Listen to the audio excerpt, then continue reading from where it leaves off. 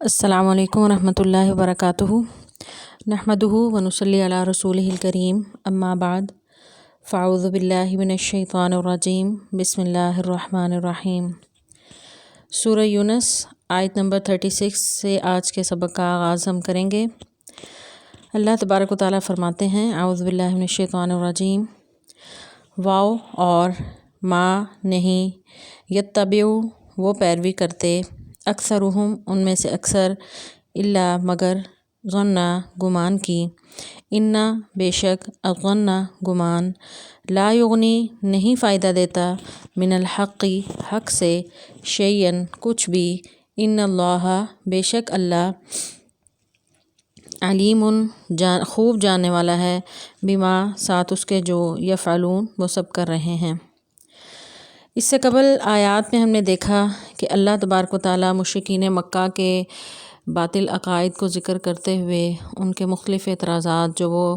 رسول اکرم صلی اللہ علیہ وسلم کی ذات مبارک پر کر رہے تھے اور قرآن سے متعلق جو شکوک و شبہات کا اظہار کر رہے تھے،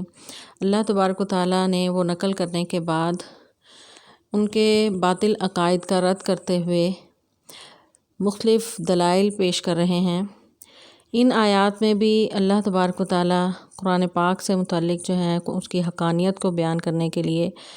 مختلف دلائل پیش کر رہے ہیں اور مشرکین مکہ کے باطل عقائد کا رد کر رہے ہیں۔ اللہ تبارک و تعالیٰ بیان فرماتے ہیں کہ وما یتبع اکثرہم الا الظن، کہ یہ جو مشرکین مکہ ہیں ان میں سے اکثر جو ہیں وہ محض گمان پر چل رہے ہیں۔ ظن کا لفظ جو ہے یہ مختلف معنوں میں آتا ہے، اس کے 4 معنی بیان کرتے مفسرین جو ہیں وہ 4 معنی بیان کرتے ہیں۔ بعض اوقات ظن کا لفظ جو ہے وہ یقین کے معنوں میں بھی آتا ہے، جیسے کہ اللہ تبارک و تعالیٰ کے بارے میں یہ آئے یا مومنین کے بارے میں جہاں پر یہ ذکر کیا گیا ہے، تو ظن کا لفظ جو ہے وہ یقین کے معنوں میں بھی آتا ہے۔ اس کا ایک معنی شک کے معنوں میں بھی کیا جاتا ہے، تہمت کے لیے بھی کیا جاتا ہے، اور ایک معنی جو ہے وہم اور گمان کے معنوں میں بھی اس لفظ کو استعمال کیا جاتا ہے۔ یہاں پر ظن سے مراد جو ہے وہم اور گمان کے ہیں، یعنی مشرکین مکہ جو ہیں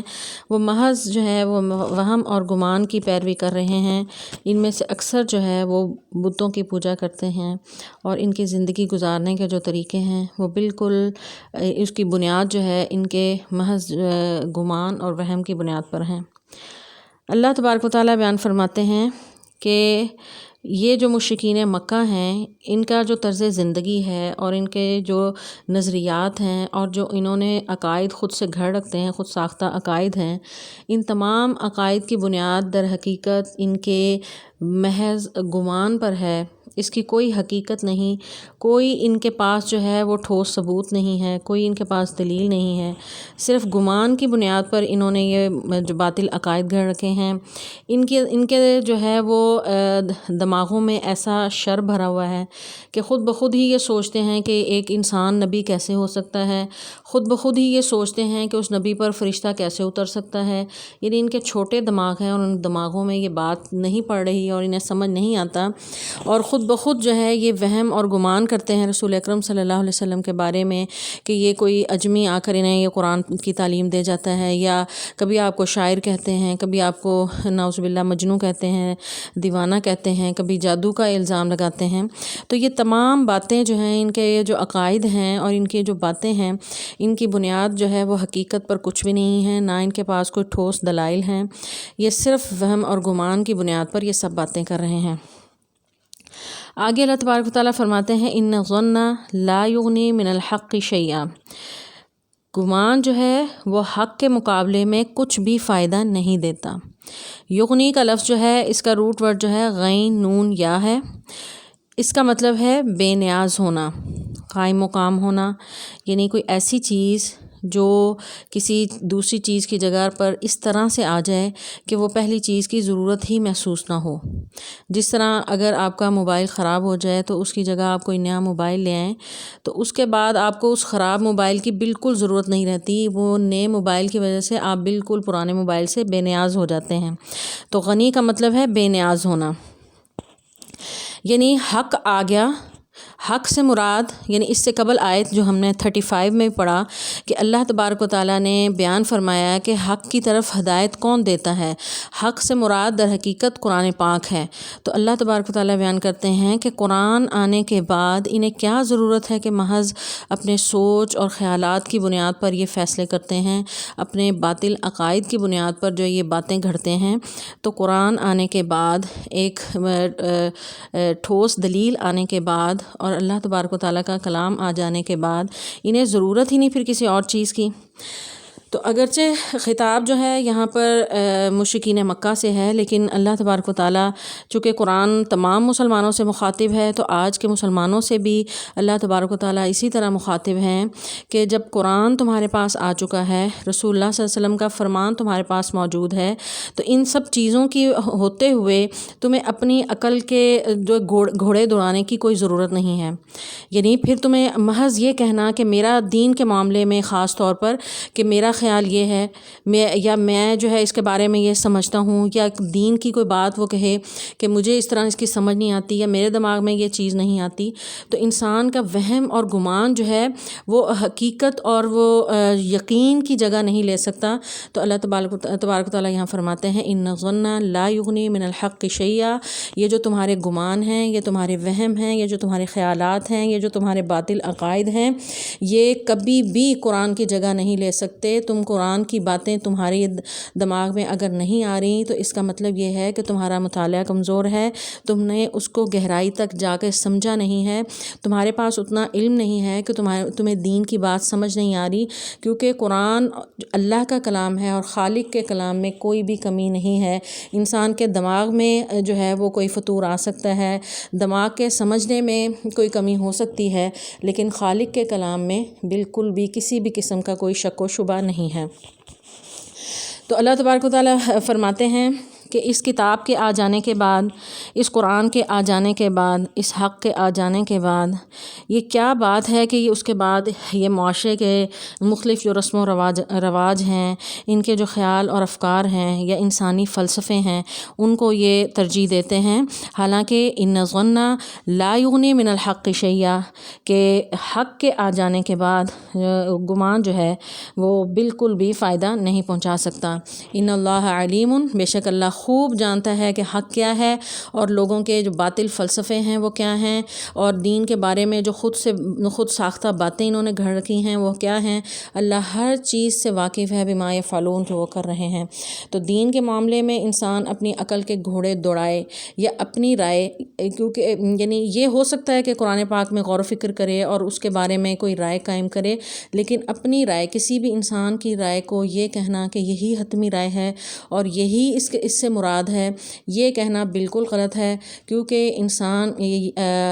جو وہم ہے یا انسان کی رائے ہے وہ حق کی جگہ نہیں لے سکتی۔ تو قرآن کی تفسیر کرتے ہوئے بھی کوئی شخص اگر تفسیر کر رہا ہے یا کوئی آیت کا مفہوم بیان کر رہا ہے یا کوئی حدیث سے کوئی مفہوم لیتا ہے یا مسئلہ اخذ کرتا ہے یا کسی بھی فقہی مسئلے میں اجتہاد کرتا ہے، اس میں یہ کہہ دینا کہ اس سے مراد یہی ہے اور یہی ہوگا اور یہ اٹل فیصلہ ہے، تو ایسا کہنا غلط ہے، کیونکہ کسی بھی انسان کی رائے یا اس کا کوئی قول یا پھر اس کا کوئی وہم ہے وہ یقین کی جگہ نہیں لے سکتا۔ آگے اللہ تبارک و تعالیٰ فرماتے ہیں وما کانا، اور نہیں ہے، ھذا القرآن، یہ قرآن، این یہ کہ یفترا گھڑ لیا جائے، من دون اللہ، اللہ کے سوا، ولیکن لیکن تصدیق، یہ تصدیق کرنے والا ہے، الذی، اس کی جو بین یدیہ، جو اس سے پہلے ہے، و تفصیل، اور تفصیل ہے، الکتاب، یہ کتاب کی، لا ریبہ، نہیں شک، فیہ، اس میں، من، سے، رب العالمین، رب العالمین کی طرف سے ہے۔ قرآن کی ہی حقیقت اللہ تبارک و تعالیٰ بیان فرما رہے ہیں، اور اسی مضمون کو آگے بیان کرتے ہوئے اس کے تسلسل کو جاری رکھتے ہوئے اللہ تبارک و تعالیٰ بیان فرما رہے ہیں کہ یہ قرآن ایسا نہیں ہے کہ اسے گھڑا جا سکے، یہ تو ایسا کلام ہے کہ مشرکین مکہ باوجود اس کے کہ اپنے آپ کو بڑا زبان دان کہتے تھے، بڑا ہی فصیح و بلیغ کہتے تھے، اس قرآن کا وہ مقابلہ نہیں کر سکے، حتیٰ کہ یہ بھی نہیں سمجھ سکے کہ یہ کلام کی کون سی قسم سے ہے۔ کبھی اس کو شعر کہتے تھے، کبھی اس کو کہانت کہتے تھے، کبھی اس کو کوئی نام دیتے تھے، کبھی کوئی نام دیتے تھے۔ تو یہ تو ان لوگوں کی بھی سمجھ نہیں آیا، تو یہ تمہیں جو ہے تم کیسے جو ہے کوئی ایک عام انسان سوچ سکتا ہے کہ اس طرح کا کلام جو ہے وہ کوئی گھڑ لے۔ یہ قرآن ایسا نہیں ہے کہ کوئی انسان جو ہے اس کو خود سے بنا لے یا خود سے گھڑ لے من دون اللہ، اللہ کے سوا۔ تو یہ اللہ ہی کا کلام ہے۔ یہ قرآن کی یہ فصاحت و بلاغت، قرآن کا جو معجزانہ کلام ہے اور قرآن کے جو مضامین ہیں وہ تمام، اور اس میں اس کا کسی بھی قسم کا اس میں جو شک نہیں ہے، اس کا محفوظ ہونا، جتنے بھی اس کے بارے میں جو ہے وہ دلائل ہیں وہ اس چیز کی طرف جو ہے وہ رہنمائی کرتے ہیں کہ یہ کسی مخلوق کا کلام نہیں ہے۔ ولیکن تصدیق، لیکن یہ تصدیق کرنے والا ہے کس کی؟ الذی، اس چیز کی، بینہ یدیہ، بینہ کا مطلب ہے درمیان، ید کہتے ہیں عربی میں ہاتھ کو، بینہ یدیہ یعنی ہاتھوں کے درمیان۔ تو ہاتھوں کے درمیان جو چیز ہوتی ہے وہ انسان کے سامنے ہوتی ہے۔ تو یہاں پر یعنی لفظی ترجمہ ہوگا ہاتھوں کے درمیان، لیکن اس کا بامحاورہ ترجمہ اس طرح کریں گے ولیکن، لیکن تصدیقہ، یہ قرآن تصدیق کرنے والا ہے الذی، اس چیز کی، بینہ یدیہ جو اس کے سامنے ہے۔ تو اس کے سامنے کیا ہے؟ قرآن کس کی چیز کی تصدیق کرتا ہے؟ قرآن نے تصدیق کی کہ رسول اللہ صلی اللہ علیہ وسلم اللہ کے پیغمبر ہیں، جیسے سورہ یاسین میں بھی اللہ تعالیٰ فرماتے ہیں کہ یاسین والقرآن الحکیم انک لمن المرسلین، کہ اللہ تبارک و تعالیٰ کہتے ہیں یاسین، قرآن جو ہے قسم ہے وہ یعنی قرآن حکمت والے کی، انک بیشک آپ لمن المرسلین، بھیجے ہوئے رسولوں میں سے ہیں۔ تو اللہ قرآن جو ہے اس بات کی تصدیق کرتا ہے کہ رسول اللہ صلی اللہ علیہ وسلم اللہ کے پیغمبر ہیں۔ دوسرا قرآن جو ہے اس بات کی بھی تصدیق کرتا ہے کہ قیامت قائم ہونی ہے، قیامت کا تصور اور اس کے تمام حقائق جو ہیں قرآن اس کی بھی تصدیق کرتا ہے۔ قرآن اس کے علاوہ جو ہے اس سے پہلے جو کتابیں نازل ہوئیں ان کی بھی تصدیق کرتا ہے۔ قرآن اللہ تبارک و تعالیٰ نے قرآن پاک میں بھی اس چیز کو بیان کیا کہ اس سے پہلے جو نازل ہوئیں کتابیں ان کی بھی یہ تصدیق کرنے والی کتاب ہے۔ چوتھی چیز جس کی یہ کتاب جو ہے وہ تصدیق کرتی ہے، یہ قرآن پاک جو تصدیق کرتا ہے وہ جو ہے وہ ان خبروں کی ہے جن کی اس میں پیشین گوئی کی گئی۔ جس طرح ہم دیکھتے ہیں کہ قرآن پاک میں بہت سی ماضی کی خبریں بھی دی ہیں، بہت سے مستقبل کے بارے میں بھی پیشین گوئیاں کی، اور بعد میں تاریخ نے ثابت کیا کہ وہ پیشین گوئیاں جو ہیں وہ سچ ثابت ہوئیں۔ تو اس چیز کی بھی ایک قرآن تصدیق کرنے والا ہے۔ جیسا کہ روم کے غلبے کی سورہ روم میں اللہ تعالیٰ فرماتے ہیں کہ غلبت الروم، اللہ تعالیٰ نے روم کو غلبہ دیں گے، اور بعد میں جو ہے وہ واقعی تاریخ اس بات کو اس کا ثابت کرتی ہے کہ رومی جو ہے وہ غالب آئے۔ تو اللہ تبارک و تعالیٰ یہاں بیان فرماتے ہیں ولیکن تصدیق الذی بین یدیہ، تو کہ تصدیق کرتا ہے اس چیز کی جو اس کے سامنے ہے، وہ تفصیل اور تفصیل بیان کرتا ہے۔ تفصیل یعنی فصل سے ہے، جس کا معنی ہے جدا کرنا، کھول کھول کر بیان کرنا۔ اس کے معنی جو ہے ایک تشریح کے بھی ہیں، تشریح کا لفظ جو ہے شرح سے ہے، شرح کہتے ہیں پھاڑنے کو، یعنی اس کا معنی بھی کھول کر بیان کرنا ہے۔ تو قرآن جو ہے وہ تفصیل بیان کرنے والا ہے، شرح بیان کرنے والا ہے ہر چیز کی، جیسا کہ اللہ تبارک و تعالیٰ بیان فرماتے ہیں تفصیلا لکل شیء، یہ ہر چیز کی تفصیل بیان کرنے والا ہے۔ اس میں عقائد ہیں، عبادات ہیں، اخلاقیات ہیں۔ قرآن نے کوئی ایسا موضوع نہیں ہے جو چھوڑ دیا ہو۔ اللہ تعالیٰ فرماتے ہیں ولا رطب ولا یابس الا فی کتاب مبین، کہ کوئی خشک و تر کی کسی بھی چیز کو اللہ نے نہیں چھوڑا، ہر چیز کو اللہ تبارک و تعالیٰ نے اس قرآن میں بیان کر دیا ہے۔ تو قرآن و تفصیل الکتاب، الکتاب سے مراد یہیں لوح محفوظ پہ موجود جو کتاب ہے اس کتاب کی تفصیل کو یہ قرآن بیان کر رہا ہے۔ لا ریب فی، اس میں کوئی شک نہیں ہے، من رب العالمین، یہ رب العالمین کی طرف سے ہے، کسی عام انسان کی طرف سے نہیں ہے، کسی نے اس کو نہیں گھڑا۔ جو مشرکین مکہ رسول اکرم صلی اللہ علیہ وسلم پر الزام تراشی کرتے تھے کہ آپ کو جو ہے کوئی اجمی آ کر پڑھا دیتا ہے یا آپ نے اس کو خود گھڑ لیا ہے، طرح طرح کے اعتراضات جو ہے رسول اللہ صلی اللہ علیہ وسلم پر کرتے تھے، تو اللہ تبارک و تعالیٰ ان کے ان تمام جو باطل عقائد ہیں ان کا رد کر رہے ہیں کہ یہ قرآن کوئی کسی نے نہیں گھڑا، یہ تصدیق کر رہا ہے اور تفصیل بیان کر رہا ہے اس کتاب کی، اور اس میں کسی قسم کا کوئی شک نہیں ہے، رب العالمین کی طرف سے ہے۔ آگے اللہ تبارک و تعالیٰ بیان فرماتے ہیں ام یا یقولون وہ سب کہتے ہیں افتراہ اس نے گھڑ لیا ہے اسے، قل کہہ دیں فأتو تو تم لے آؤ بصورتن کوئی صورت مثلہ اس جیسی، ودعو اور سب بلا لو من استطعتم جس کو تم بلانے کی طاقت رکھتے ہو، من دون اللہ اللہ کے علاوہ، ان اگر کنتم ہو تم صادقین سچے۔ اس آیت میں اللہ تبارک و تعالیٰ ان منکرین کو چیلنج کر رہے ہیں جو قرآن کا انکار کرتے ہیں اور اس کے بارے میں شکوک و شبہات کا اظہار کرتے ہیں۔ تو اللہ تبارک و تعالیٰ بیان فرماتے ہیں اگر تمہیں اس قرآن کے بارے میں اتنا ہی شک ہے اور قرآن کی تعلیمات کے بارے میں تمہیں اتنا ہی شک ہے تو تم پھر فاتو بصورت من مثلہ تم اس جیسا کوئی جو ہے کوئی صورت ہی بنا لو۔ تو قرآن پاک میں دیگر مقامات پر ایک جگہ اللہ تبارک و تعالیٰ نے کہا، سورہ بقرہ میں اللہ تعالیٰ فرماتے ہیں قل ان کنتم فی ریب مما نزلنا علی عبدنا فأتوا بصورت من مثلہ، کہ اگر تمہیں اس چیز پر کوئی شک ہے جو ہم نے اپنے بندے پر اتارا تو تم اس کی جیسی کوئی صورت بنا لو۔ سورہ بقرہ آیت نمبر 23 میں اللہ تعالیٰ فرماتے ہیں۔ ایک جگہ اللہ تبارک و تعالیٰ کہتے ہیں اس جیسا قرآن ہی لے آؤ، ایک جگہ اللہ تعالیٰ نے کہا کوئی 10 سورت بعشر سورین کوئی 10 صورتیں ہی لے آؤ، کہیں ایک صورت کہا۔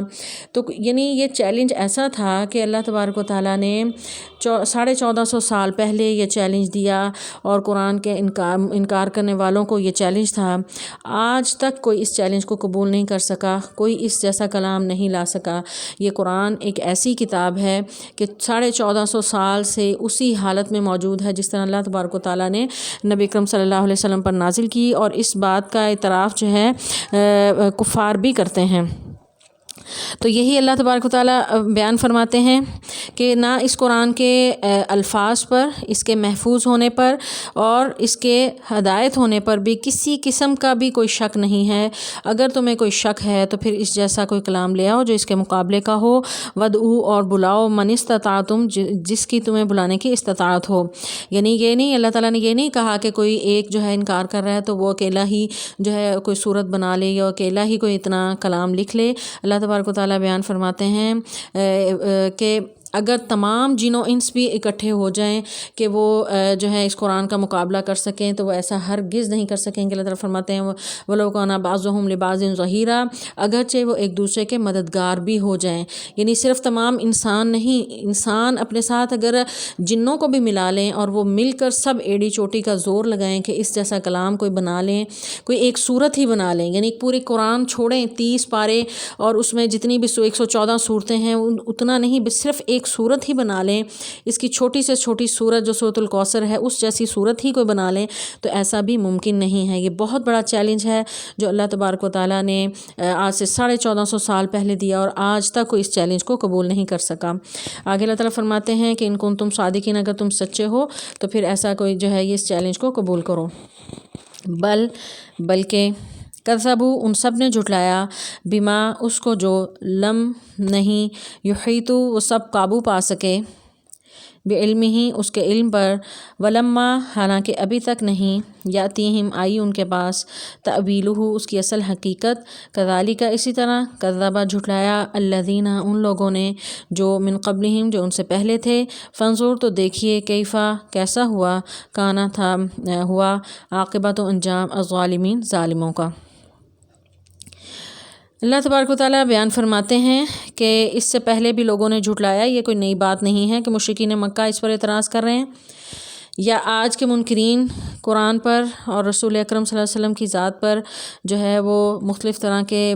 حملے کر رہے ہیں۔ یہ کوئی نئی بات نہیں ہے، یہ ہمیشہ سے یہ سلسلہ چلا آتا رہا۔ اس سے پہلے بھی قومیں آئیں، ان پر انبیاء جو ہے اللہ تعالیٰ نے ان کی ہدایت کے لیے بھیجے، ان پر کتابیں نازل ہوئیں، انہوں نے بھی انبیاء کی تکذیب کی، ان کی کتابوں کو جھوٹا کہا اور ان کا تمسخر اڑایا۔ اللہ تعالیٰ فرماتے ہیں بلکہ بات یہ ہے کہ بل کا مطلب یہ ہے، یعنی اس کا معنی یہ ہوتا ہے کہ اس سے جو پچھلی بات ہے وہ اس کو جھٹلایا جاتا ہے۔ اللہ تبارک و تعالیٰ بیان فرماتے ہیں بلکہ کذبوا انہوں نے جھٹلایا۔ یہ جو پہلے قرآن کے اللہ تعالیٰ تبارک و تعالیٰ دلائل دے رہے ہیں یا انہیں چیلنج ہے، تو یہ چیلنج قبول کرنے کی بجائے انہیں جب بات کچھ بھی سمجھ سمجھ نہیں آتی تو پھر بس یعنی سیدھی طرح بس یہ مخالفت میں اتر آتے ہیں اور جو ہے وہ جو منہ میں آتا ہے وہ کہتے رہتے ہیں۔ اللہ تعالیٰ فرماتے ہیں حقیقت یہ ہے کہ انہوں نے جھٹلایا بما لم یحیطوا احاطہ کرنے سے، یعنی پوری طرح سمجھنا، یعنی قرآن پاک کو بجائے اس کے کہ یہ اس کو پوری طرح سمجھتے، اس کا احاطہ کرتے، اس کا علم سیکھتے بعلم ہی، اس کے علم کو، ولما یاتیہم، اور حالانکہ ابھی نہیں آئی ان کے پاس تعویلہ، اس کی تعویل، کہ اس کی حقیقت کو نہیں جانا۔ تعویل کا مطلب ہے یہ اول سے ہے، اول کا لفظ بھی اسی سے ہے، یعنی اول کہتے ہیں پہلے کو، یعنی اوریجن کسی چیز کے حقیقت یا اس کی اصل،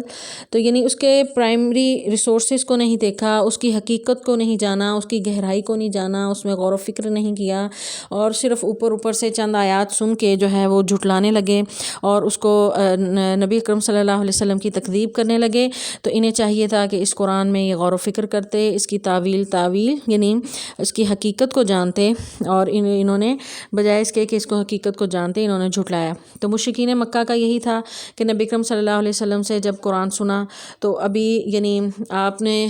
چند آیات ہی سناتے تھے تو یہ سننا ہی نہیں چاہتے تھے، اور اپنے لوگوں کو کہتے تھے کہ تالیاں بجاؤ اور شور کیا کرو تاکہ یہ کلام جو ہے تمہارے کانوں تک پہنچے ہی نہ۔ تو جب اس کلام کو سنا ہی نہیں تو پھر اس کی حقیقت کو کیسے کوئی جان سکتا ہے؟ تو اسی طرح آج کے مسلمانوں کا بھی یہی حال ہے، قرآن کو سمجھتے نہیں، اس میں غور و فکر نہیں کرتے، اول تو اس کا ترجمہ تک پڑھنا گوارا نہیں کرتے، جو حالانکہ قرآن کے اولین حقوق میں سے ہے کہ قرآن جو ہے صرف ناظرہ پڑھنے کے لیے اللہ نے نہیں اتارا، اس کا ترجمہ آنا چاہیے، اس کا فہم آنا چاہیے۔ تو صرف ترجمہ اگر بھی پڑھ لیا جائے تو وہ کافی نہیں ہے، بلکہ اس کا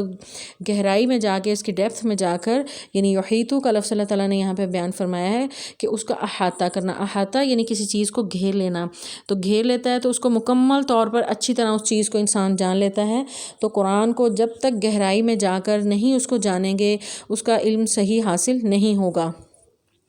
تو آج کے مسلمان بھی یہ بغیر جانے ہی خواہ مخواہ جو ہے دین کے معاملات میں جو ہے وہ اپنی رائے کا اظہار کرتے ہیں اور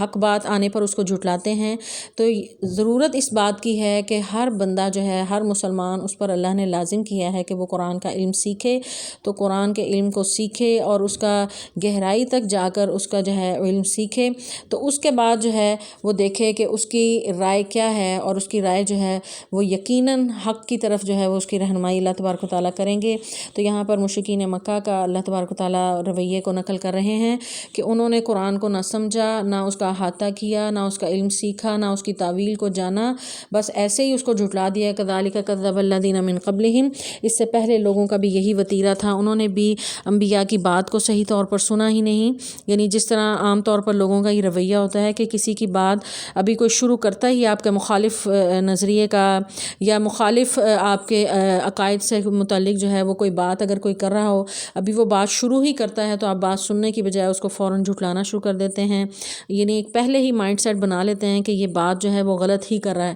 تو بات سننا چاہیے، اس کے بعد یعنی آپ کے پاس علم ہے تو آپ اس کو پرکھ سکتے ہیں کہ یہ صحیح بات کر رہا ہے یا غلط کر رہا ہے۔ تو اس کے لیے ضروری یہ ہے کہ آپ کے پاس پہلے علم ہو، قرآن کا علم ہو، اور پھر آپ دوسرے کی اپنے مخالف نظریہ رکھنے والے شخص کی جو ہے وہ پوری تسلی کے ساتھ بات سنیں، اور اس میں اگر وہ حق بیان کر رہا ہے تو حق قبول کرنے میں بالکل بھی انسان کو جھجکنا نہیں چاہیے۔ تو یہ اس سے پہلی قومیں جنہوں نے جھٹلایا، جن پر اللہ کے عذاب آئے، یہ ان کا رویہ تھا کہ بات سنے بغیر جو ہے وہ شور شرابہ کر دینا، بات سنے بغیر ہی تکذیب کر دینا، بات سنے بغیر ہی جھٹلا دینا۔ تو یہ مشرکین مکہ کا بھی یہی رویہ تھا۔ اس سے پہلے قومیں جو تھیں ان کی بھی یہی عادتیں تھیں، قوم عاد، سمود، سورہ عنکبوت آیت نمبر 40 میں اللہ تبارک و تعالیٰ نے ان کے جو انجام کو ذکر کیا ہے کہ کیا پھر ان کا انجام ہوا۔ اللہ تعالیٰ فرماتے ہیں فانظر کیف کان عاقبۃ الظالمین، تو پھر دیکھو کہ کیسا ہوا ظالموں کا انجام۔ تو ظالموں کا انجام کیا ہوا کہ کسی کو اللہ نے پانی میں غرق کیا، قوم نوح کو اللہ تبارک و تعالیٰ نے پانی میں غرق کیا، کسی پر ہوا کا عذاب آیا کہ وہ کھوکھلے تنوں کی طرح گرے ہوئے تھے، کسی کو اللہ نے زمین ہلا دی اور ان کے اوپر پتھروں کی بارش کی، اور اسی طرح چیخ نے کسی قوم کو جو ہے وہ بالکل ختم کر دیا، روئے زمین سے ختم کر دیا۔ تو اس طرح اللہ تبارک و تعالیٰ نے مختلف طرح کے عذاب ان قوموں پر اتارے۔ تو یہ جو ہے اللہ تبارک و تعالیٰ بیان فرما رہے ہیں کہ تم کوئی اللہ کے لاڈلے نہیں ہو، اگر تمہارا بھی یہی رویہ رویہ رہا اللہ کے دین کے ساتھ، اللہ کے قرآن کے ساتھ، اللہ کے نبی کے ساتھ، کہ دین کو سمجھے بغیر اپنی ہی رائے کو لے کر تم اس پر شور اگر کرو گے تو تمہارا انجام بھی ویسا ہی ہوگا جس طرح اس سے پہلے قوموں کا ہوا۔ تمہیں ان سے سبق سیکھنا چاہیے۔ اللہ تبارک و تعالیٰ نے قرآن پاک میں جو ان کے حالات بیان کیے ہیں اور ان کے انجام کو جو ہے وہ بیان کیا ہے، اس کا مقصد صرف قصے کہانیاں بیان کرنا نہیں۔ اللہ تبارک و تعالیٰ نے اس لیے قرآن پاک میں سابقہ قوموں کے احوال کو بیان کیا ہے کہ امت محمدی سے اللہ تبارک و تعالیٰ یہ چاہتے ہیں کہ وہ ان کے انجام سے سیکھیں، سبق حاصل کریں، اور خود جو ہیں وہ رویے وہ عادتیں اختیار نہ کریں جس طرح کے رویہ جو ہے انہوں نے اختیار کیا۔ تو یہاں سابقہ قوموں کا ایک رویہ اللہ تبارک و تعالیٰ یہ نقل کر رہے ہیں کہ ان کی یہ اندر جو ہے یہ بد خصلت تھی، یہ بری عادت تھی کہ وہ پیغمبر کی بات پوری سنے بغیر ہی شور شرابہ کر دیتے تھے۔ وہ اپنے جو اللہ نے ان کے لیے ہدایت اتاری تھی اس ہدایت کو جانے بغیر، یعنی علم کے آئے بغیر، یعنی یہ بہت بڑی جہالت ہوتی ہے کہ انسان کے پاس علم نہ ہو اور دین کے معاملے میں بڑی بڑی وہ باتیں کرے۔ پہلے آپ کے پاس علم ہو پھر آپ کوئی رائے قائم کریں، بغیر علم کے یعنی آپ دیکھیں دنیا کے کوئی معاملات ہوں، اگر کوئی شخص جو ہے کچھ بھی نہیں پڑھا ہوا اور کوئی میڈیکل کا بہت بڑی جو ہے وہ کوئی رائے دے رہا ہے، کسی کو آپریشن جو ہے ریکمینڈ کر رہا ہے، تو آپ اس کو نیری جہالت کہیں گے۔ اسی طرح اگر کوئی شخص جو ہے وہ دین کا الف سے بے نہیں جانتا اور دین کے بارے میں وہ بڑی بڑی باتیں کر رہا ہے تو یہ بھی نیری جہالت ہے۔ تو ہر ایک کا یعنی اپنا فیلڈ میں ایکسپرٹ ہوتا ہے، تو اس کو جب تک وہ گہرائی میں جان نہ لے کوئی حتمی رائے جو ہے وہ قائم نہیں کرنی چاہیے، اور خاص طور پر دین کے معاملے میں کسی بھی انسان کو اس کو اپنی رائے کو حتمی اور آخری رائے نہیں قرار دینا چاہیے۔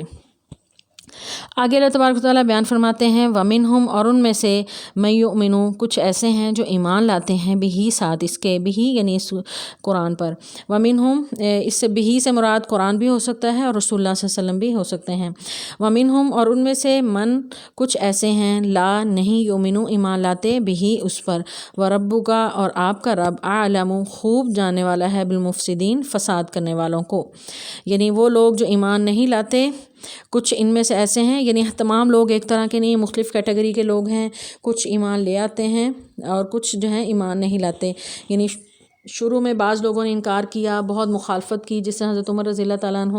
اور دیگر کچھ لوگوں کے بارے میں ہے کہ لیکن بعد میں اللہ نے انہیں ہدایت دی اور وہ ایمان لے آئے۔ تو منہم من یؤمن بہ سے مراد وہ لوگ ہیں جو ایمان بعد میں لے آئے تھے۔ ومنہم من لا یؤمن بہ، اور کچھ جو ہیں وہ ایمان لائے ہی نہیں، جس طرح ابو جہل اور اس کے ٹولے کے لوگ تھے، وہ ایمان لائے ہی نہیں، وہ تکذیب کرتے رہے، وہ حق کو پہچان بھی گئے۔ ابو جہل کے بارے میں ہے کہ وہ بالکل صحیح پہچان چکا تھا حق کو۔ رسول اللہ صلی اللہ علیہ وسلم قرآن جب پڑھا کرتے تھے وہ چھپ کر سنا بھی کرتا تھا، اور کسی نے پوچھا تو اس کو کہنے بھی لگا،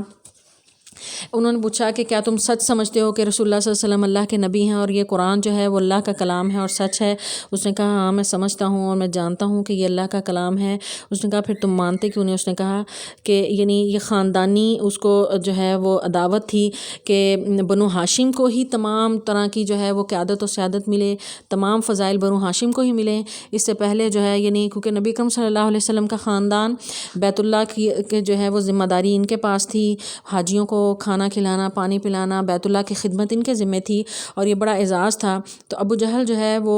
اس کو بہت ہی اس بات کا حسد تھا کہ نبی کرم صلی اللہ علیہ وسلم کا خاندان، ان کے پاس اتنی بڑی فضیلتیں ہیں، بیت اللہ کی خدمت کرتے ہیں۔ تو اس نے کہا کہ اب یہ نبی جو ہے وہ بھی انہی میں سے آئے گا، تو اس چیز کو میں بالکل قبول نہیں کرتا۔ یعنی صرف اور صرف حسد کی وجہ سے، بغض کی وجہ سے اس نے آپ صلی اللہ علیہ وسلم کا انکار کیا، اور اس دور کا سردار ہوتے ہوئے، بڑا سمجھدار اور دانا ہوتے ہوئے بھی ابو جہل یعنی جہالت کا باپ کہلایا۔ تو اس لیے آج بھی اگر کوئی شخص جو ہے علم جو ہے نہ ہو اس کے پاس اور جانتے بوجھتے حقیقت کو قبول نہ کرے تو وہ بھی ظاہر ہے پھر اسی کے طرز عمل پر ہوگا۔ تو اللہ تبارک و تعالیٰ یہاں پر بیان فرماتے ہیں وَمِنْهُم مَن یُؤْمِنُ بِهِ، ان میں سے کچھ ایسے ہیں جو ایمان لے آتے ہیں، کچھ جو ہے وہ حق کو جانتے بوجھتے بھی ایمان نہیں لاتے۔ وَرَبُّکَ، اور تیرا رب، اعلم، جانتا ہے بالمفسدین، شرارت کرنے والوں کو۔ یعنی اس سے یہ پتہ چلتا ہے جو جانتے بوجھتے ایمان نہیں لاتے، حقیقت کو پہچان کے، حق کو پہچان کے بھی ایمان نہیں لاتے، اور اللہ پر، رسول اللہ صلی اللہ علیہ وسلم پر اور قرآن کو نہیں مانتے، تو ایسے لوگ جو ہیں وہ در حقیقت فسادی ہیں۔ تو یہی اللہ تبارک و تعالیٰ نے ان آیات میں قرآن کی حقانیت کو بیان کرتے ہوئے اس کے مختلف دلائل دیے ہیں۔ السلام علیکم ورحمۃ اللہ وبرکاتہ۔